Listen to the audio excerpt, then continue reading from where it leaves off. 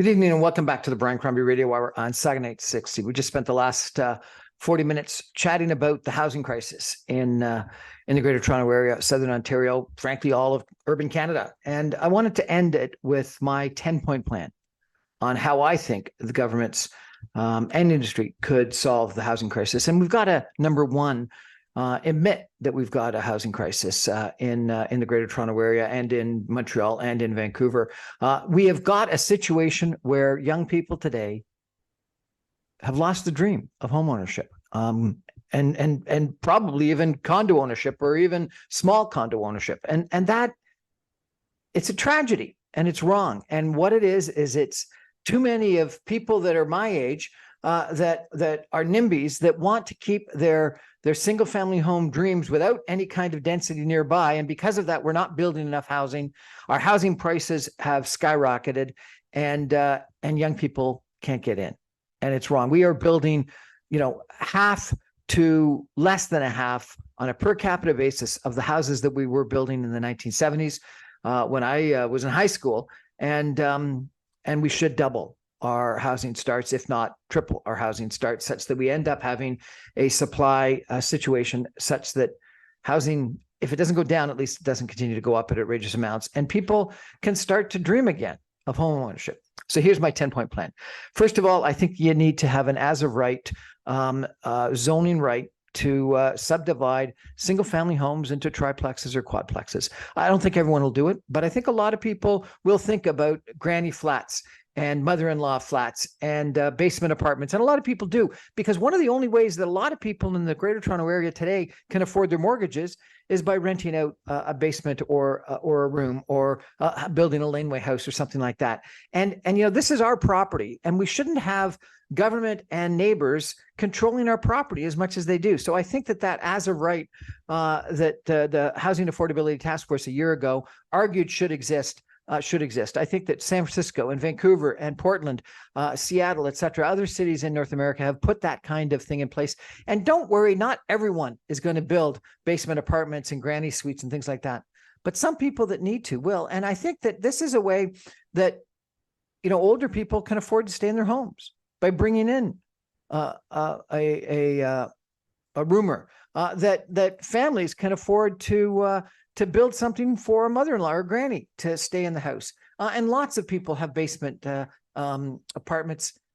A lot of them aren't legal. And I think that this would bring into legality a lot of situations that a lot of people are doing and need to do so they can meet their mortgages. And I think it will provide well-needed housing. So that's number one. Number two, I think we need to have an as of right ability to build 6 to 10 stories along all major arterials. We've got streets like Dixie, like Dundas, like Kingston Road. You go through some of these streets and people have told me that it's the worst example of planning in the world. These 1-story, 2-story strip malls that stretch along some of our major arterials.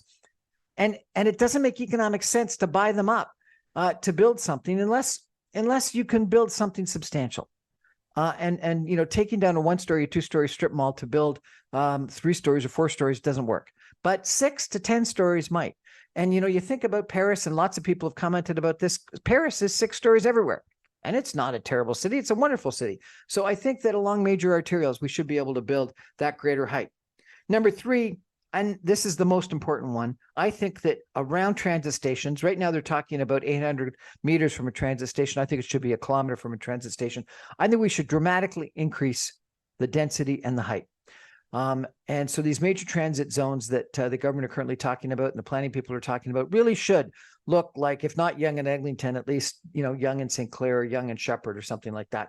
And I think that, even Jennifer Keesmaat, former chief city planner of Toronto, said we made a big mistake when we built the Bloor line, that we didn't allow that density at major transit stations along the Bloor line that we did along the Yonge line. So I think near GO train stations, near TTC subway stations, along LRT stations, and frankly, maybe along at some very major bus routes, I think what we should do is have a 20 to 30% increase in density and height. So if a 50-story building was appropriate now, a 20% increase would mean that they could do another 10 floors, 60 stories. If a 15-story or a 20-story building was previously appropriate. I think it should be 24 or 25 stories.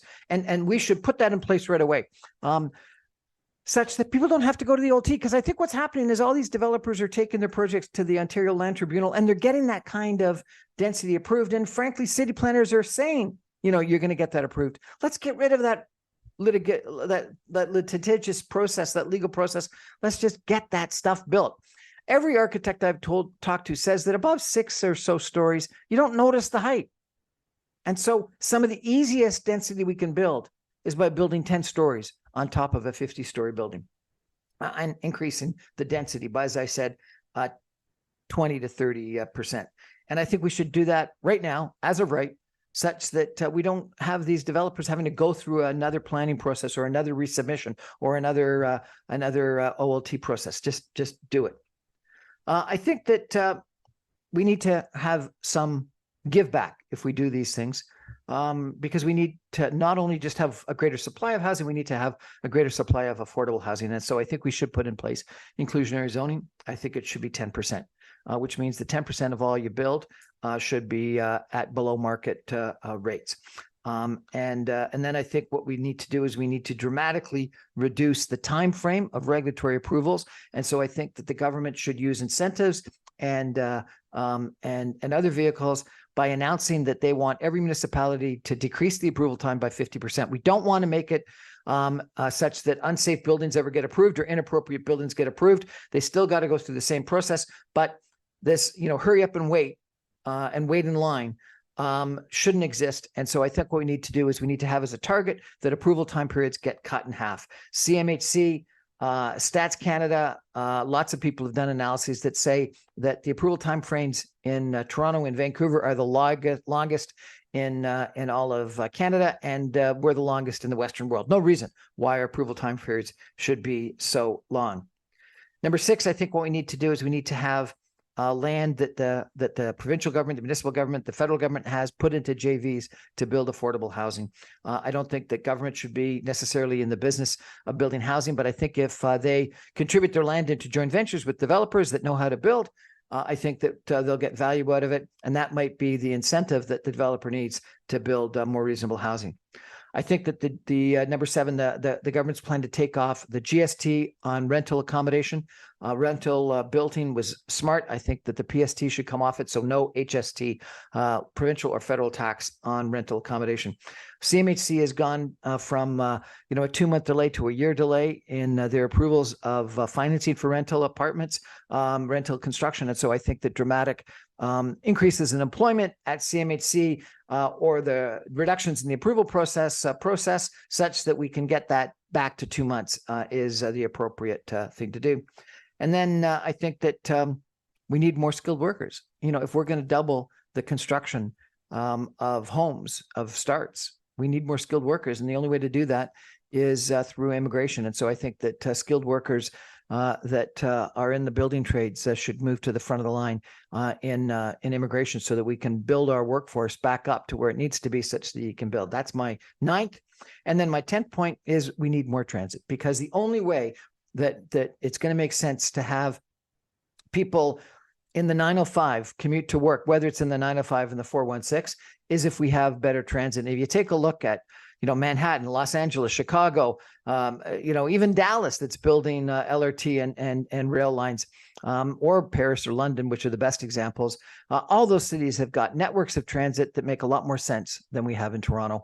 And so we need to have transit, the 2 lines that I think, number 1, the Mississauga-Milton line that has an 8-to-1 benefit to cost ratio, according to the studies that have been done, needs to be all day, 2-way, frequent GO train service. I think that the Richmond Hill, the Barrie, the Markham, Stouffville lines should all, and some of them have already been, but all be all day, 2-way GO train service comparable to the Lakeshore line. I think we should be looking at electrification, and I think we should be looking at new lines, and the Bolton line that's on a railway line, and some others I think make a ton of sense. I also think that the airport corporate zone in Mississauga, where the second largest concentration of employment in all of Canada is, desperately needs transit. And so we should have either an extension of the UPX going down there such that people can get to work there, and or the Eglinton Crosstown extended into that.